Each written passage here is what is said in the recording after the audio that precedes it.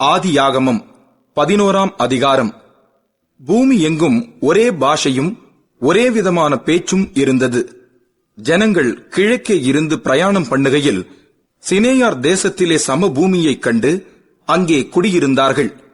அப்பொழுது அவர்கள், நாம் செங்கல் அறுத்து அதை நன்றாய்ச் சுடுவோம் வாருங்கள் என்று ஒருவரோடொருவர் பேசிக்கொண்டார்கள். கல்லுக்கு பதிலாக செங்கலும் சாந்துக்கு பதிலாக நிலக்கீலும் அவர்களுக்கு இருந்தது. பின்னும் அவர்கள், நாம் பூமியின் மீதெங்கும் சிதறிப்போகாதபடிக்கு நமக்கு ஒரு நகரத்தையும் வானத்தை அளாவும் சிகரமுள்ள ஒரு கோபுரத்தையும் கட்டி நமக்கு பேர் உண்டாக பண்ணுவோம் வாருங்கள் என்று சொல்லிக் கொண்டார்கள். மனுபுத்திரர் கட்டுகிற நகரத்தையும் கோபுரத்தையும் பார்க்கிறதற்கு கர்த்தர் இறங்கினார்.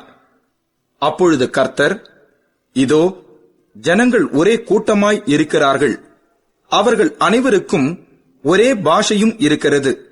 அவர்கள் இதைச் செய்யத் தொடங்கினார்கள். இப்பொழுதும் தாங்கள் செய்ய நினைத்தது ஒன்றும் தடைபட மாட்டாது என்று இருக்கிறார்கள். நாம் இறங்கிப் போய் ஒருவர் பேசுவதை மற்றொருவர் அறியாதபடிக்கு அங்கே அவர்கள் பாஷையை தாறுமாறாக்குவோம் என்றார்.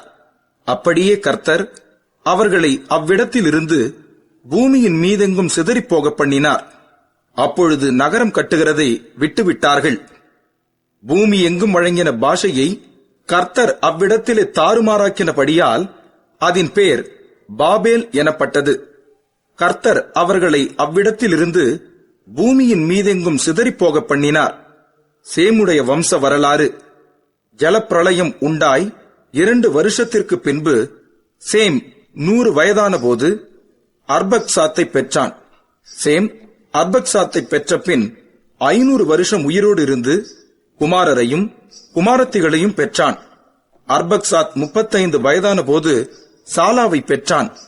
சாலாவை பெற்ற பின் அர்பக்சாத் 403 வருஷம் உயிரோடு இருந்து குமாரரையும் குமாரத்திகளையும் பெற்றான். சாலா 30 வயதான போது ஏபேரை பெற்றான். ஏபேரை பெற்ற பின் சாலா 403 வருஷம் உயிரோடு இருந்து குமாரரையும் குமாரத்திகளையும் பெற்றான். ஏபேர் 34 வயதான போது பேலேகை பெற்றான். பேலேகை பெற்ற பின் ஏபேர் 430 வருஷம் உயிரோடு இருந்து குமாரரையும் குமாரத்திகளையும் பெற்றான். பேலேகு 30 வயதான போது ரெகுவை பெற்றான். ரெகுவை பெற்ற பின் பேலேகு 209 வருஷம் உயிரோடு இருந்து குமாரரையும் குமாரத்திகளையும் பெற்றான். ரெகு 32 வயதான போது செருகை பெற்றான். செருகை பெற்ற பின் ரெகு 207 வருஷம் உயிரோடு இருந்து குமாரரையும் குமாரத்திகளையும் பெற்றான். செருகு 30 வயதான போது நாகோரை பெற்றான். நாகோரை பெற்ற பின் செருகு 200 வருஷம் உயிரோடு இருந்து குமாரரையும் குமாரத்திகளையும் பெற்றான். நாகோர் 29 வயதான போது தேராகை பெற்றான். தேராகை பெற்ற பின் நாகோர் 119 வருஷம் உயிரோடு இருந்து குமாரரையும் குமாரத்திகளையும் பெற்றான். தேராகு 70 வயதான போது ஆபிராம், நாகோர், ஆரான் என்பவர்களை பெற்றான். தேராகுடைய வம்ச வரலாறு. தேராகு ஆபிராம், நாகோர், ஆரான் என்பவர்களை பெற்றான். ஆரான் லோத்தை பெற்றான். ஆரான் தன் ஜென்ம பூமியாகிய ஊர் என்கிற கல்தையர் தேசத்து பட்டணத்திலே தன் தகப்பனாகிய தேராகு மரிக்கும் முன்னே மரித்தான். ஆபிராமும் நாகோரும் தங்களுக்கு பெண் கொண்டார்கள். ஆபிராமுடைய மனைவிக்கு சாராய் என்று பேர். நாகோருடைய மனைவிக்கு மில்காள் என்று பேர். இவள் ஆரானுடைய குமாரத்தி. அந்த ஆரான் மில்காளுக்கும் இஸ்காளுக்கும் தகப்பன்.